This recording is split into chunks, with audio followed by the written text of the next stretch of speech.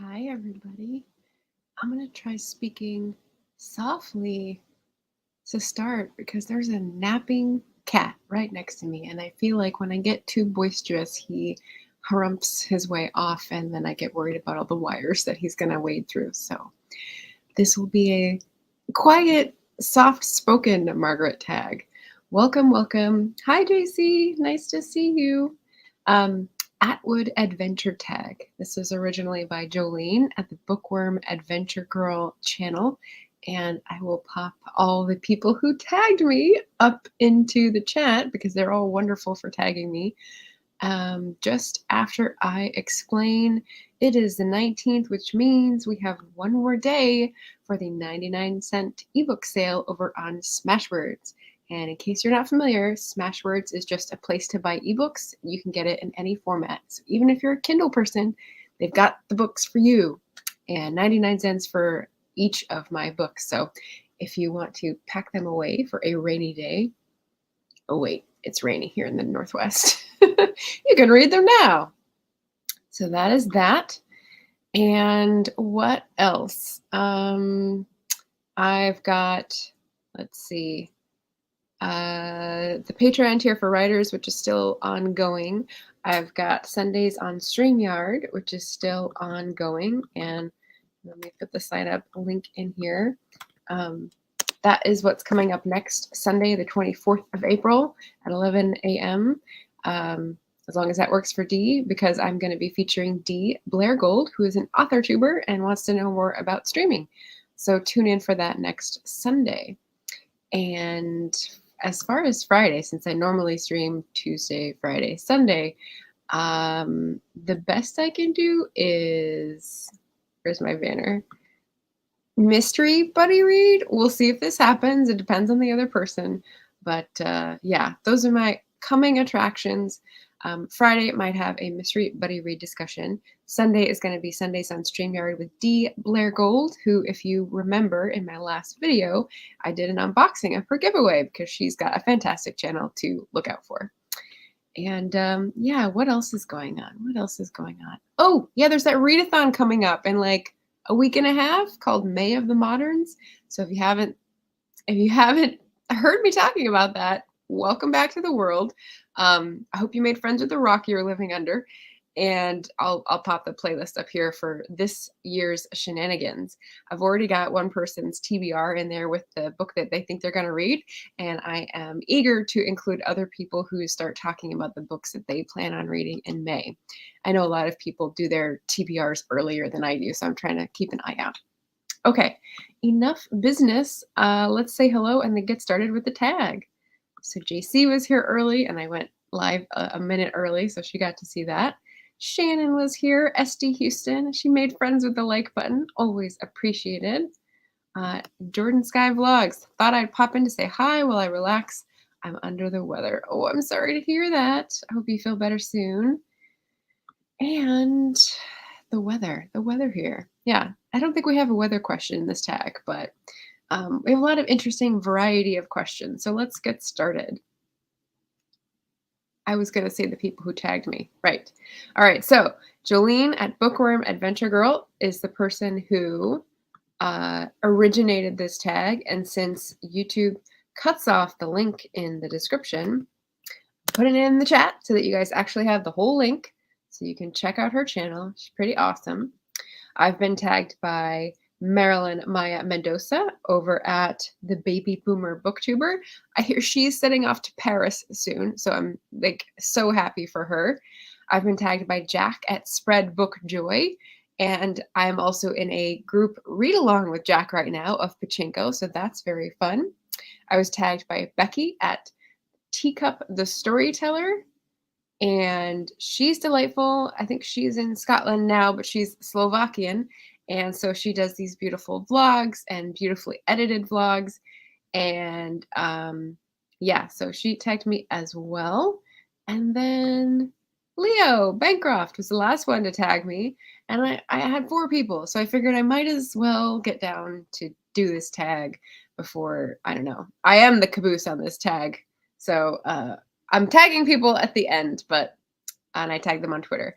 But, maybe I'll keep it going. Maybe we'll just add cabooses on 3 months later because these are such great questions. So, prompt number 1. This is about Margaret Atwood. Before publishing her first collection of poetry in the early 60s, Margaret Atwood had several other jobs, including working at summer camps. What was your first job? And I'm going to equivocate here and give you some visuals. So it's either, I can't remember the timeline, like my high school years get mixed up in my head, but it's either here at the church gift shop. So I actually was going to point out where the gift shop was, which I can do if I go to the virtual background.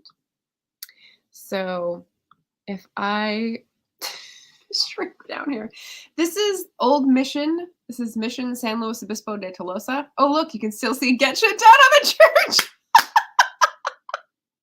I don't know how these backgrounds work, but that was funny. So if you look, let's see if I can point at it without disappearing. If you look at this door right here, that is where the gift shop used to be, right in between the main part of the church and like the parish hall. And they've done a lot of work and changed things around, so it's different. But that is the church where I went for like first 18 years of my life.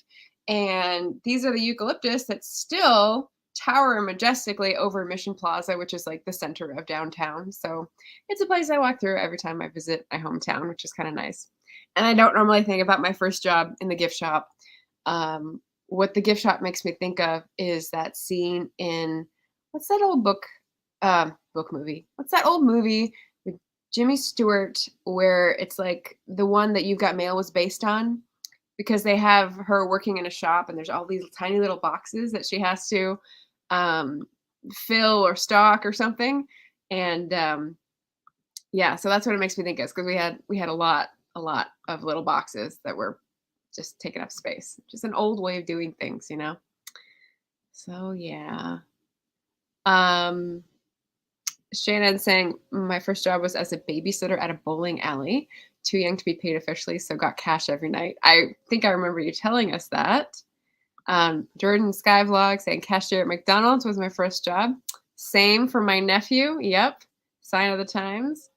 Shannon sounds like something that would happen in my small town. Melissa F. Fully Booked, hello, says, I was a babysitter as well. My mom owned a daycare, and so most of the daycare parents would hire me to babysit evenings and weekends. Rolling in dough. I bet. So yeah, so it was either that, because that was when I was like 17, or earlier when I was like 15. I tried to do a job at the boarding stables where I rode my horse, and they had a hay barn and like shoveling the manure and shoveling the hay. But after like, I don't even know, a week of that, I got really bad, not asthma, but just I developed this sort of forever lodged in my lungs cold. And we figured that probably wasn't the best idea. I probably had some sort of susceptibility if I didn't have actual asthma. And so I was deemed not able to work in the barn, which crushed my heart at the time. But, I can figure out how to be around horses another way as a teenage horse girl. So first job memories, there we go. Prompt number 2. While growing up, Margaret Atwood's family spent several months each year living in the bush in northern Ontario. What is a survival skill that you have that would help you survive living off the grid? All right, so this is a great question. Survival skills. So I went with 2 on this one, actually. I don't have good pictures for the first one, but let's get the overlay out of the way here, or the background. Sorry, it's a background, because I'm going to point something out as well. So this is from my IG, and this is, again, Get Shit Done. I love this. Okay, so this is, let me point the right direction. Can anyone name this flower? I had a post about this last summer when I kind of went crazy gathering these in the backyard at my parents' house and making salad out of them and fritters. So I said, get a Taurus near a garden. That's me. I'm a Taurus. This is the garden. And I had a lot to play with, a lot to forage. So one of my skills would be foraging. and I'm working on it. Obviously not, mushroom level. I pulled this off my wall because this is showing my interest in foraging. I got this when I was in the UK on the last trip. And let's see. Let's take this down so you can see what I'm showing you. A seasonal guide to British wild food. And basically I have it up like this. So when I look over from bed, I can tell what plants come ripe or harvestable in what months. And they're pretty common across both of our landscapes. So there's seaweeds and there's mushrooms, which are not as accessible, but there's also plenty of other plants that I know about. Jasmine, primroses, nettles. I love nettles. So yeah, so that it sort of indicates that I've been interested in foraging for a good few years. And the other skill that would help me survive, I think, is as a mediator, because a facilitator. So foraging and facilitating. I've read a fair few of post-apocalyptic books, and they seem to have a lot of conflict. Imagine. And I feel like as a trained facilitator in DC, working for 4 years, I have some modicum of credibility to be able to listen to both sides, hear all viewpoints, gather together stakeholders, and like craft a process that everyone will buy into so that we can get solutions. And, that's something that I'd like to do. So if I could brush up those skills and be useful in the post-apocalypse or trans-apocalypse now, as I was saying yesterday, that would increase my value, I think. Yay! Oh, okay. Okay, let me catch up. JC says cashier at CVS was her first job. Cool. Melissa had the connection, so that's why she was rolling in dough. Jordan Sky vlog. See, I wanted babysitting to be my first job. It wasn't happening for me. Yeah. I babysat like a tiny bit, but there were no kids in my neighborhood and I didn't drive until later. So there was little opportunity for me either. Melissa says, not able to shovel manure. Is that a bad thing? And I mean, I think it would have been a good fit, and I don't mind the smell of manure. It's actually like not bad for me. So I'm the perfect person to be able to do it. It just didn't make me very healthy. CVS, that sounds harder. So Nancy Mullard, hello. She's got it right. Nasturtiums are a very easy to identify harvestable, what's it called? Sustainable, meaning that they grow everywhere. They're wild. They're easy to pick and eat. So yeah. Shannon says her survival skills, hunting and skinning animals and fish. Good at finding my way through wilderness. Oh, Army. I mean, maybe you didn't learn those things in the Army, but that's great. Yeah, we can team up for sure. I call team. Melissa says, I don't have many survival skills, but if there's snow, I know how to build a quinzhee so you wouldn't freeze. What is a quinzhee? Quinzhee. I thought that was, oh no, I'm thinking quinine. I don't know what a quinzhee is. Is it like an igloo, but like a better term for it? That's really fascinating. Shannon says, couldn't grow food though. Something about my skin interacts with plants and kills them while making me break out. Oh no. It's the opposite of a green thumb.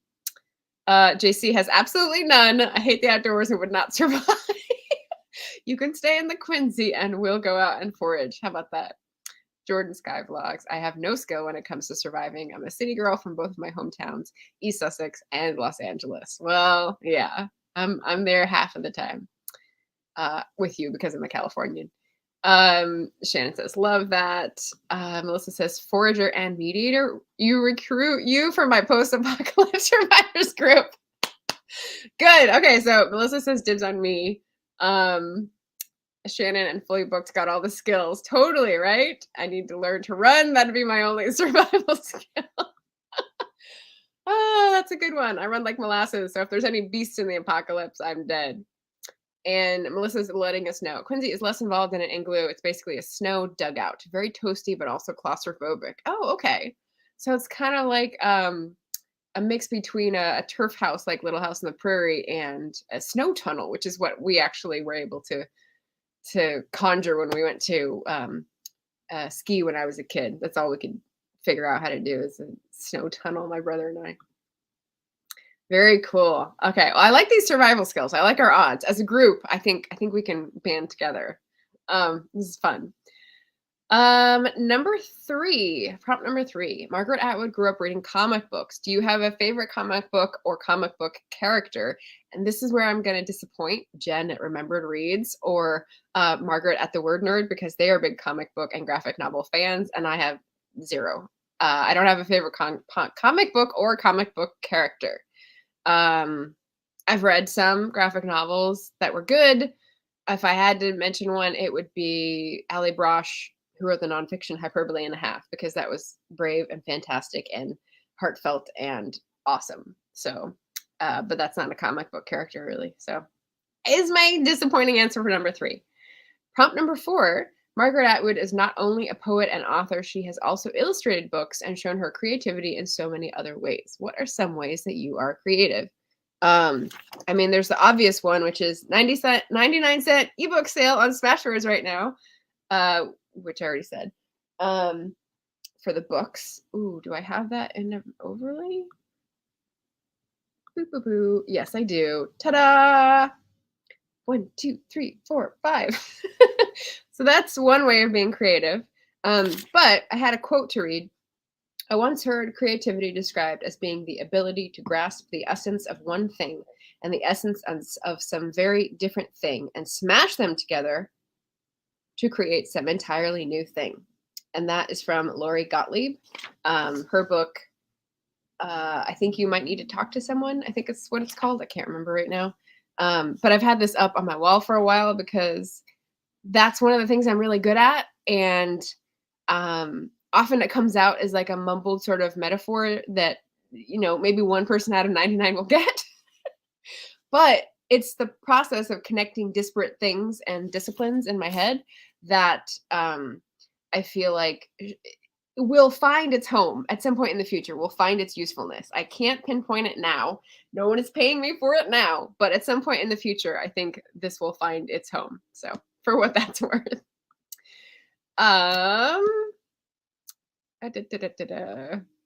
Jordan says, I can barely do lifts. Google's just informed me it's spelled Quingy. Quingy? Okay. Well, at least we're better informed now. Thank you for that correction. JC says, oh shoot, I couldn't run to get away either. Too bad knees and a bad back. I'm dying outdoors for real. I guess the fight, flight, or freeze. So you could freeze and fade into. You could be like PETA in the Hunger Games where he like camouflages himself. Who knows? I always love Jean Grey. I think that's one of the Marvel characters. Comic book characters. Jordan says Spider-Man and Superman are my favorite comic book characters. I'm more of an anime and manga fan. There you go. I can get into some manga. Shannon says creative, make my own book covers. There you go. I agree. Creative people see the links. And Jordan says I also make my own book covers. I've gotten really good at them. Yay. Well, look at you, fancy pants. I don't make my own covers. Find new ways to mix old ideas together for selling books.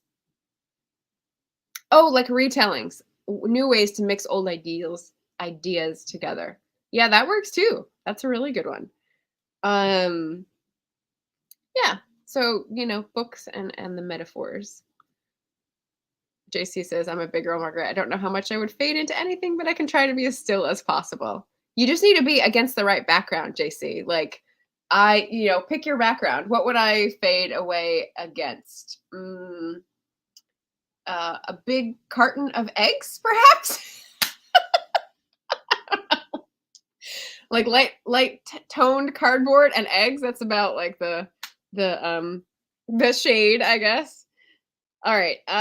Prompt number 5. Let's get back on track here. Some of Margaret Atwood's writing is inspired by myths, folktales, and fairy tales. What is your favorite myth, folktale, or fairy tale, and why? And I basically picked a trope because I'm not up on my fairy tales, let's say, and the folklore gets too niche, and I've talked about it before. So I figured I would say the chosen one. I know it's often overdone and people get tired of it in their YA fantasy for sure, but I really it really appeals to me, I guess, in certain contexts because it speaks to our need to belong and feel special, because the chosen one is usually someone who's a ugly duckling who doesn't fit in until they realize that they were crafted for this purpose all along, and then they're thrust into a position of responsibility. And and then once they get over the hard thing, like there's normally like adoration or whatever, and then there's a different kind of loneliness. So there's lots of stages to examine our need to fit in, which I think is really interesting. So it's not it's a different take on the question. So yeah, that's my answer for number 5. Problem number 6, Margaret Atwood's most well-known novel, and what I put on my thumbnail is The Handmaid's Tale. What is a task or chore you wish you had a maid or servant for? And this is a fun one. Um, so I'll catch up with the chat before I say my answer, just in case anyone else says it by some crazy coincidence. Shannon says, I fade into my painting behind me when I record because it has the same colors as my hair. Okay, there you go. Jordan says, if the odds are against you, trust you'd find a way to survive, JC. Yep. Jim is here. Hello, Jim. Chosen one is like Harry Potter. Yeah, and that's kind of what I was thinking about for my why it's interesting in different stages. Shannon says, I love so many myths and fairy tales. Not sure I have a favorite one. Yep. JC replying, I'm sure I would because I've survived a lot, so no way I'm letting the woods be my downfall. There you go. There you go. Go get it. Shannon says Harry Potter, Luke Skywalker, etc. Yep. There's lots of different examples. Jordan saying the Korea-based Little Mermaid, where she fades away into bubbles because the prince chose the wrong girl, even after all she did to get him to love her. I mean, more realistic though. You know. Shannon says she needs a person to answer email and do my social media. Okay, that's 2 servants. You're getting greedy now. That's like 2 full-time. I can tell from like all that you have going. 2 full-time positions. And JC saying, I love all the cheesy fairy tales people hate. The happily ever after, the prince finds his princess. All of that I love. Yeah. RC Scott has joined. Hello. Okay, so my answer for number 6 was deboning chicken. That's something I hate to do because like your fingers get all greasy and slippery, and like you have to get on in there, and you drop one back into the pot and then you have to go after it, and it's just like it just takes a long time of standing there with your fingers and gunk, and you can't do anything else in between. So that normally takes me like an hour and that's what I would delegate. So yeah. Shannon's mentioning that's actually the original Grimm Brothers version of the Little Mermaid turning into sea foam. See, there you go. We're getting the OGs of folk tales up in here. Yeah, trust. Shannon's got the lowdown on all the folk tales. Hello, cool gamer. Welcome to the chat. We have prompt number 7. Prompt number 7 is the themes Margaret Atwood writes about have stayed consistent in all her writing for over 6 decades. She writes about the role of men and women in society, relationships, religion, marriage, and identity, to name a few. And I've read Oryx and Crake and Handmaid's Tale, and that's it. So if Atwood were to write a novel about me, what are some themes she would need to include? So this is interesting. This is a little revealing. So I put down privilege, belonging, as I've already mentioned, resilience, counterculture, depression, environmental trauma, all of these sorts of things that sort of swim around in my own work, hopefully. So yeah, those would be the themes that I would say she would have to write about me. And wouldn't that be a golden ticket to have Margaret Atwood write about your life? Although, given Oryx and Crake, I don't know that I would want that. So I don't know. Thumbs up or thumbs down if you would want Margaret Atwood, dystopia queen, to write about your life. Yeah. Okay. So coming up on prompt number 8, let me just give my like, comment, subscribe, share, do whatever you like to show that this is making you smile, because that's the goal. And then we'll launch into number 8. Oh, Oh, I missed a bunch here. Okay. JC, I just need someone to clean the house for me once a week, really once a month, because I'm a pretty clean person when stuff doesn't pile up on me. Yep. Little Mermaid is Hans Christian Andersen. No, she doesn't turn to sea foam. She turns into bubbles like the one you get from dish soap. They change it a little. Sea foam or bubbles. Interesting. I wonder how you would communicate that in an anime. Little Mermaid is Hans Christian Andersen, not Grimm. Right. Okay. I think we leapt to we leapt to like the original name in our heads. Hey Anita, nice to see you here. JC prefers Disney's version. Melissa says anyone who wrote fairy tales was dark inside that. Yes. Yeah. Shannon says she just mixed it up. Yeah. I did that recently on an Instagram story. I said I had a really cool picture of like blue sky between two dark foreboding clouds. And I said, look, a patch of blue sky, let's run for it. And I said it was Eleanor Dashwood adapted. And I just like thought it's just from the movie. And but I was definitely picturing Marianne's face as she did it with her younger sister Margaret. And then a friend of mine from Portland was like, it was actually Marianne in a message. And I was like, oh yeah, I someone was asleep at the air traffic control. That's all that was. Yeah. R.C. Scott says, I would love to see the Grimm versions in film, aside from that goofy action adventure movie with Matt and Damon. I like that. Melissa, yep. Dishes. I don't have a dishwasher. I don't have a dishwasher either, Jordan, but it was actually an intentional choice. I had a tiny one, like an apartment size one. And with just one person, it wasn't worth it. It would never fill up. So it was just frustrating because I didn't have any cupboard space. So when I redid the kitchen, took out the dishwasher, gave myself a new cupboard, and I just hand washed my dishes. So I actually don't mind that. It builds up every once in a while and gets to be a chore. But when I've got music on or a book on and I do the dishes, it's fine. As long as I don't crack them by dropping it in the sink. That has happened a couple times.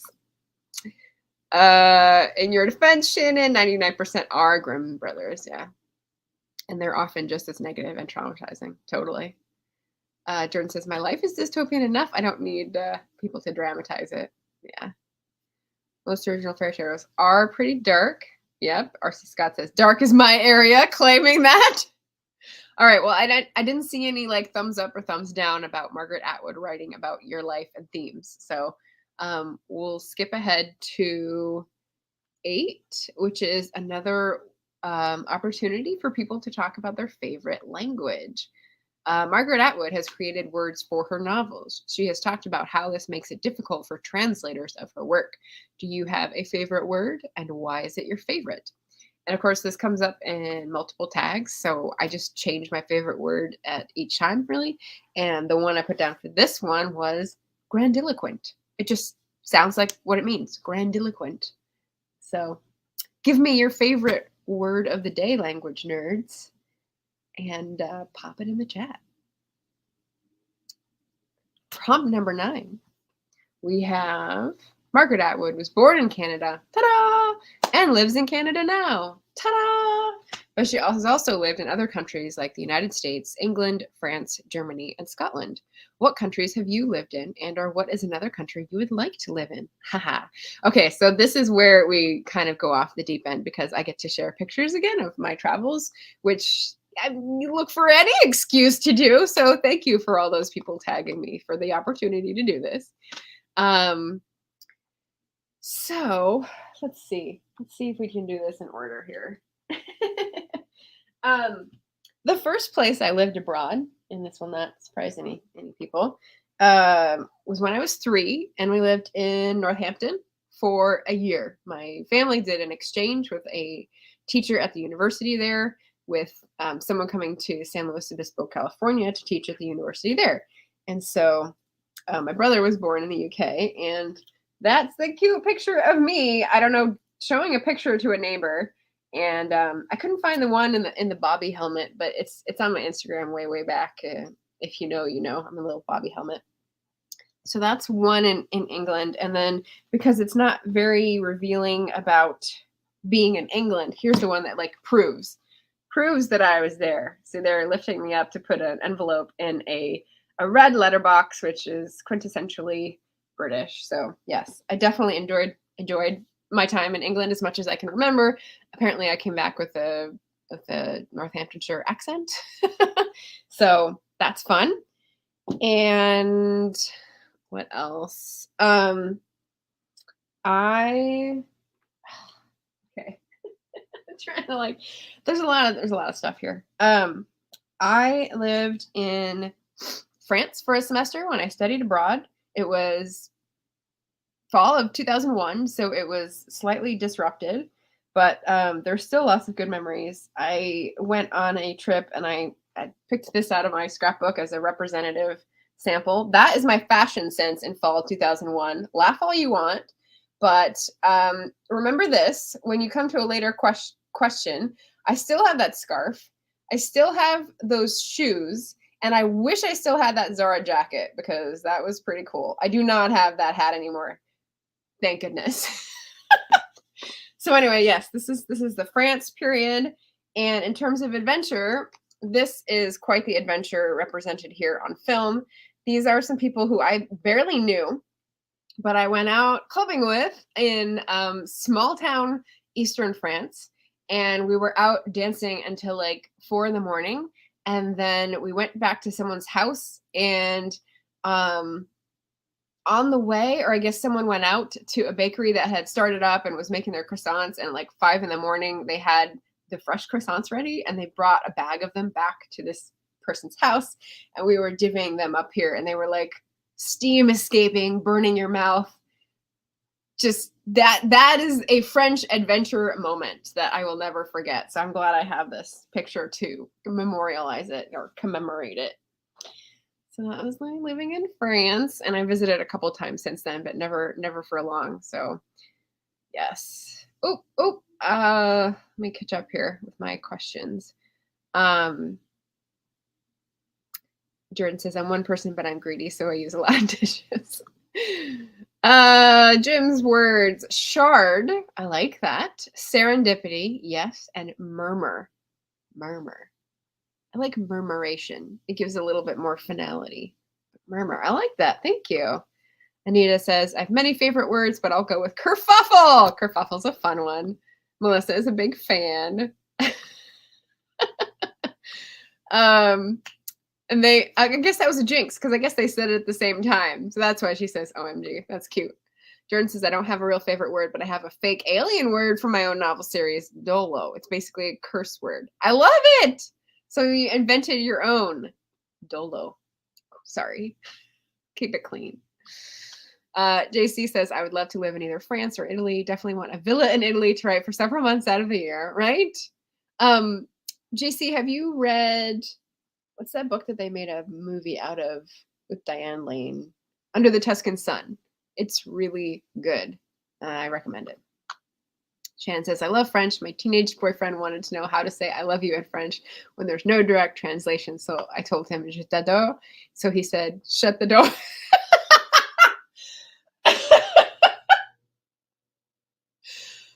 He tried. I guess he tried. I mean, points for that, right?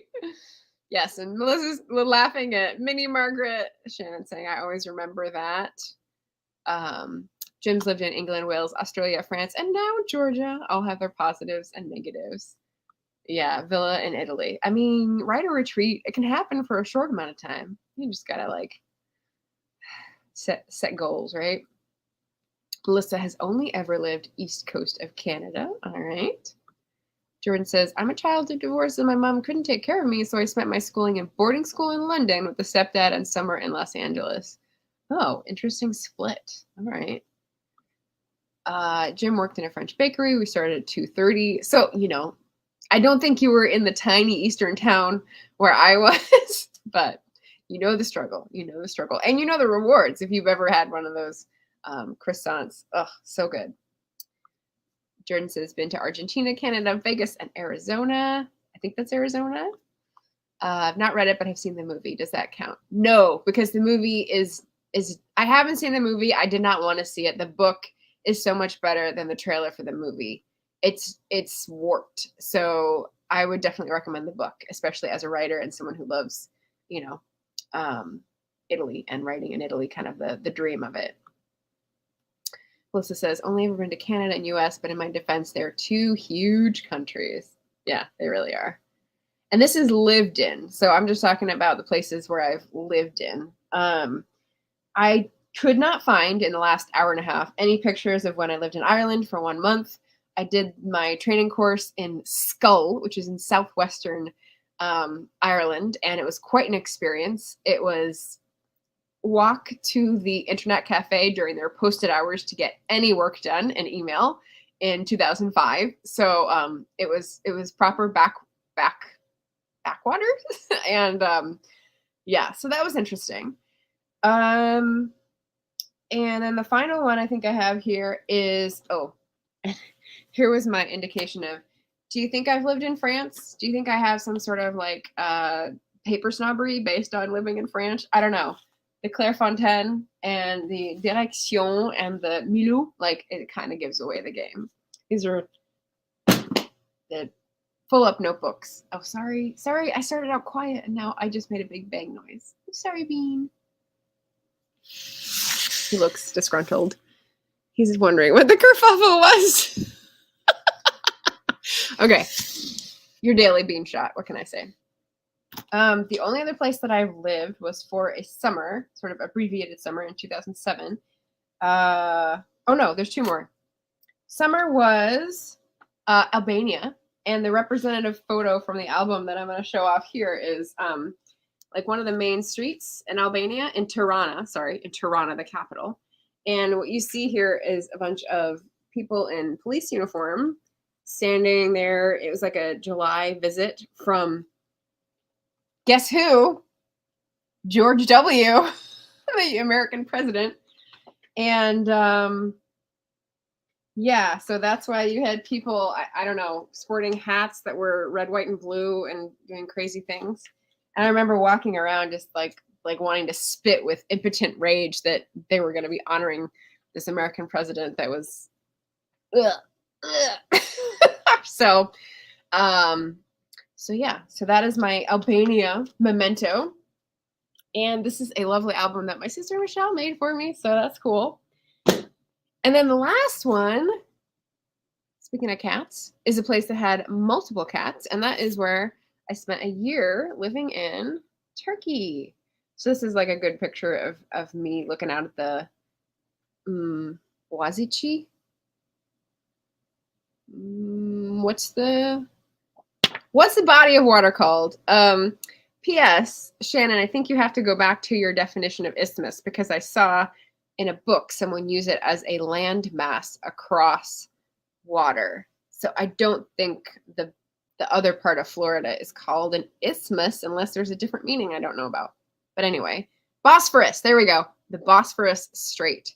So that was like the tea service. We had this fancy hotel place when we treated ourselves, and that was a year-long experience where I was teaching English in Istanbul. So that was pretty cool. Okay, so that is my fancy going off the deep end for this living abroad question, which was like where I wanted to shine and have a little moment. So thank you all for indulging me. Question number 10. Margaret Atwood is an advocate for caring for the earth. What is something you do to help take care of our planet? This is a great question. And let me catch up on the chat now that I'm looking at this again. That sounds like a main book character moment if I ever heard one. Oh, and I missed what this is about, Jordan. So remind me what I was talking about when you said that. Tintin is Belgian, but I believe that was bought in France. So yes, Globetrotter. Walking around Ireland, I mean. Oh, a main book character moment. Yeah. I didn't do too much walking. We took the bus a lot. But yeah, we're in this like new apartment that was just thrown up with other people who were on the English course, and yeah, there was just not a lot going on. There was a lot of dog poop on the sidewalks. That's what I remember. There's rain and dog poop on the sidewalks, and the two are not a good combination. So Skull Island. Sorry for anyone who lives there today. I wish I still had all of the pics of my travels. I love that you have the ability to go back and revisit your time. Yeah, I sort of scrambled, like looking on photos digitally and not much luck. And then I went to the photo albums. Yeah.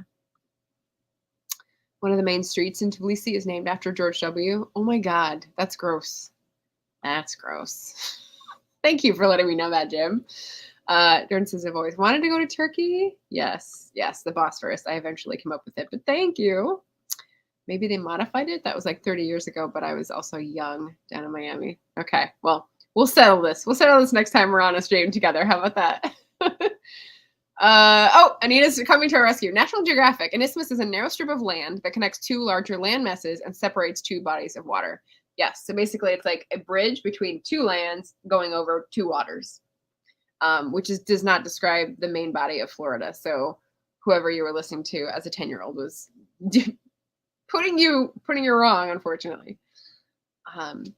Jim says, I don't have a car. I walk or use public transport. My little bit to save the planet. Yay. Jordan says, I think mine is more for me, but it helps the environment. Thrift shopping, because landfills already have a lot of clothes. Yes.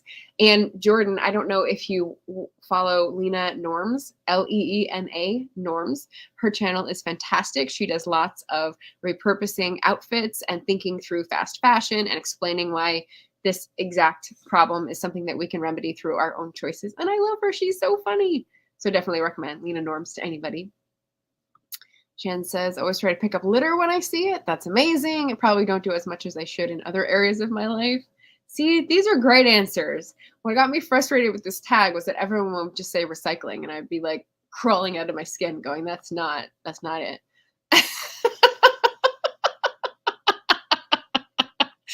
Jordan says that's gross. Comment made me laugh so hard.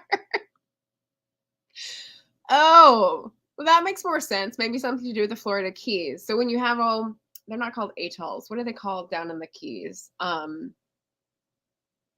can't remember. There's another name for like the little land that is popping up from the ocean. And so I guess there would be land out to those. Maybe that's what they were talking about. Florida's a peninsula. Yes. Melissa saying, best thing I do for environment is vote. Policy and regulation trumps vote. Policy and regulation trumps individual action, not to burst anyone's bubble. True, but I think the question is asking, how do you care for the earth? So I think that is reflecting like your actions of any kind of level. So, but good point. Like New York and Staten Island. I don't think Staten Island is connected except by a bridge. I think that's an island. This convo was about the split of Florida. The Panhandle is one name. So what is the rest called? I don't think there's a rest. There's no name for the rest of Oklahoma. It's just the rest of Oklahoma. You call it the Panhandle and the rest of Oklahoma. So I don't think there's necessarily a geographical term for that. Yeah, there you go. Jim's solving it for us here. The Panhandle and the Peninsula. Yeah, I like that. Okay, so my answer for number 10 is, what am I trying to do to help the earth? I'm trying to minimize the plastics that I use, both in things that I buy, whether they're recyclable, or packaging that I get in things that are shipped to me. So I don't ship many things to myself. When I ship things to other people, and spoiler, I put together a package for somebody this morning, and I'm super happy about what it looks like. So I hope he like shows it on a vlog or something when he gets it. I love making things over. So I reuse shipping envelopes, and I put wrapping paper, and I do have to use new tape because I can't figure out how to make tape work again. But I love reusing things and repurposing things. So that is big to minimize plastics. Shopping local means that you're not shipping things long distances and requiring those trucks, requiring those ships, and putting that carbon and other greenhouse gases into the atmosphere. Buy organic, because that means you're not putting all that pesticide shit in the land, water, and air that we don't need. I save stuff. So if you could see the apartment, containers are tend to be a hoarding tendency. Wrapping paper, I've gotten down to one drawer. Stamps that I've had since high school, I just used this morning. Clothes, as you saw in that France picture, I have those shoes. I have that scarf, and that's 20 years ago. Just save things because they last, and there's no reason to throw them away when they still work and you still love them. So love the things that are doing you a service is what I would say, as Marie Kondo might say, because you thank something for its service when you give it away, and that logic extended means that you would keep something if it's doing you a service and it sparks joy. So that's my philosophy. Repurpose, and what else did I say? Buy used. So I mostly buy used books, used clothes, and not even a lot of those, and used furniture. I'll pick up furniture at the thrift store. I will pick up furniture from friends. I will buy it from businesses. That's like my little fake fireplace. Craigslist. When I went on Craigslist, I still have my armchair. Family furniture like the secretary. There's plenty of stuff around that has already been made that we should be looking to use it up because it's got useful life. And, why not? It's right there. I disagree with the evolution of our economy that says something new that uses virgin materials and more energy and just does it on scale so that unit cost is lower, is more efficient than taking the time or making a system to find something that has already been made, already has proved its service, and can be used again by someone else. So, and bartering. Yes, bartering. So, again, you need systems, you need connections, you need community to do this successfully, but I'm working on it. So, yeah. So, yes. Let me catch up. Let me catch up with the chat. Shannon saying this is the convo from the other day. Yeah, the Isthmus conversation. I don't remember how we got into it. Melissa says, love the reusing, Margaret. I probably have gift bags from 2001. Yeah, exactly. So, yeah. Shannon says, my grandmother washes tinfoil and reuses it. Yes, and saran wrap. I have like 3 pieces of saran wrap I've been using for like a year because you don't need to use it new every time. Maggie is here. Hello, my dear. Jordan says, gift bags are my thing. I save those and people seem to think I'm mental, but every Christmas, birthday, holiday, it comes in handy. It does, because it can still look snazzy as long as you keep them where they're not going to get, torn up or whatnot. So yes, love it. Saying hello. Shannon, I carry on my grandma's tradition of using cereal boxes, cracker boxes, shoe boxes, all kinds of boxes to put Christmas presents into them. Yes, because not only is it reusing materials, it is being sneaky, and we love that. We love that brand. So yes. Maggie says, I prefer circular economy. Everything that can be recycled is. It's a way of living that requires more work, but worth it. I don't know what you prefer that to because I don't know what you're responding to exactly. Recycle all plastics and metals that come with food. Food packaging waste is so high. Yes, agree. And I'm glad that I think only last year or the year before, Trader Joe's finally was like, oh, yeah, maybe we should do something about this because they're a place I go to pretty often and they have a lot of packaging waste. So I do keep an eye on that as well. All right. Prompt number 11. Margaret Atwood is passionate about animal rights, and some of her writing has included animals and reflections on animals. What is a topic that you are passionate about? And I'm just gonna point you back to exhibit prompt 10 because, whew, yes, I can talk your ear off on those questions all day long. Caring about the earth. Prompt number 12, almost done. Margaret Atwood is supportive of new authors in a variety of ways. Who is a newer author and or what debut novel do you wish more people knew about? Okay, so without mentioning all the wonderful new authors and not so new authors in the chat. Shout out all the author tubers there coming to say hello. I had a few to shout out that I had read and reviewed, which I'll pop up here. So this won't be a surprise. So Alicia Garza, her book is The Purpose of Power, How We Come Together When We Fall Apart. I believe this is her first book, and she is a specialist on organizing and one of the 3 founders of Black Lives Matter. So I was wrapped listening to her story, but also listening to her talk about what needs to be done and how she thinks it's best to go about it, and also just some truths about the system that I hadn't considered from that angle. And so I really, really enjoyed this book.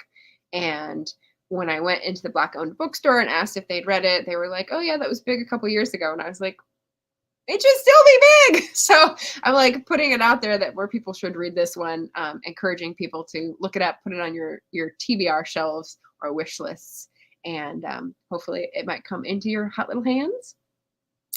And then I've got Alice Henderson, who is an author I've met a couple times on interviews on A Mighty Blaze. This is her first book, A Solitude of Wolverines, which I've read, and I don't have it in hand because I lent it to my sister, and she enjoyed it too, but that means I don't have it anymore. And she has polar bear. What's the polar bear? A blizzard. The next book in the series is called A Blizzard of Polar Bears, and I hear that it's a little slow to start, but also good. So I'm looking forward to reading that one. And Alice Henderson is a scientist and author, and she does all these cool things. So she's like a field biologist who does wildlife surveys, but also gets into all these like crazy fields related to it. One of them is making up sound recordings that imitate the wildlife she's looking for to like communicate with them and be able to count them. And I'm like, what? So she's like a sound tech in addition to writing mysteries, which are really great and heart pumping, and doing all this like field science stuff. So I think she's pretty amazing. And she's coming out with a 3rd book, I think next year. So maybe this year, I don't know. And yes, definitely recommend Alice Henderson. She's a wonderful person, and she's got beautiful photos on Instagram. So definitely follow author Alice Henderson. And the final new author, debut author shout out, she's also on her 3rd book this year. This is Denise Williams, who has also been on The Mighty Blaze, but I think I picked up her book because Cynthia of Book Whimsy talked about it. And How to Fail at Flirting is her first book, I think. And it was from 2020, and I read it, and I could totally see why Cynthia was so into it. There's a lot. It's a romance that is comic, but also like delves into deeper themes and is really, really relevant to today's social issues. And so I really appreciated reading this, and it made me laugh out loud, and it made me like, oh, choke up at the end and like want that last scene and want that happy ever after. And so I just think she did a great job, and I should definitely get the 2nd book, which is about the personal trainer. And I can't remember the title, but Denise Williams. So there you go.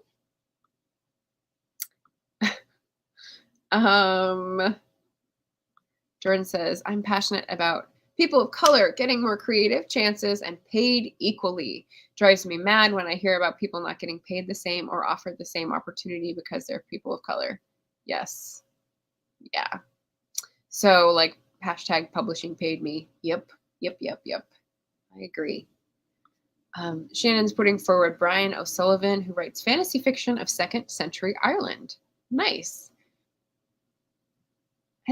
Have you mentioned him on your channel before? I feel like that name sort of like pops up something in the back of my brain.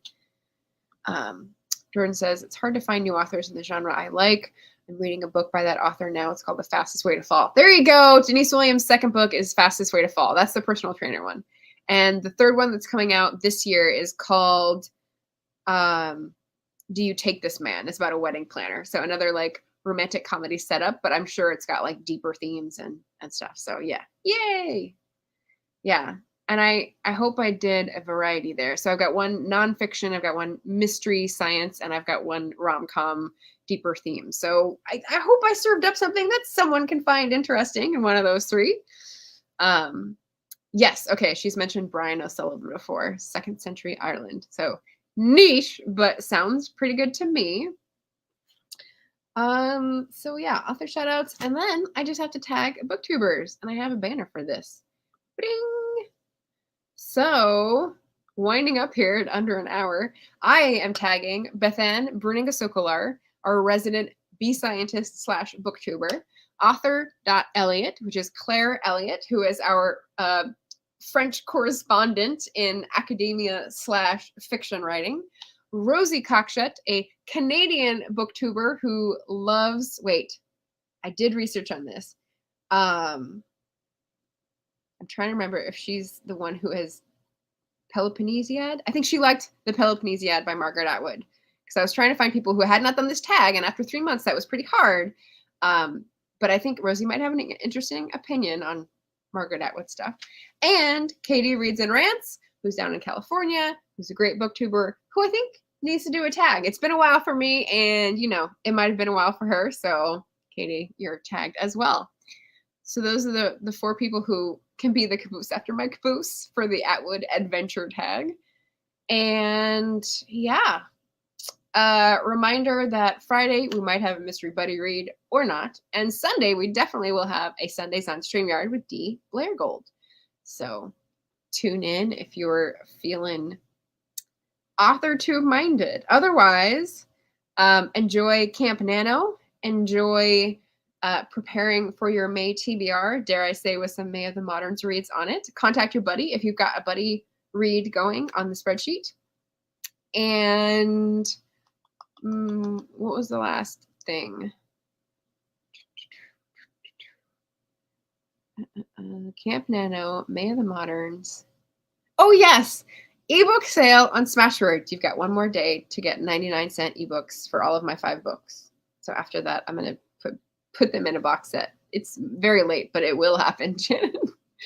So that is everything I have for you today. And yes, thanks for coming by, and I will see you all again soon.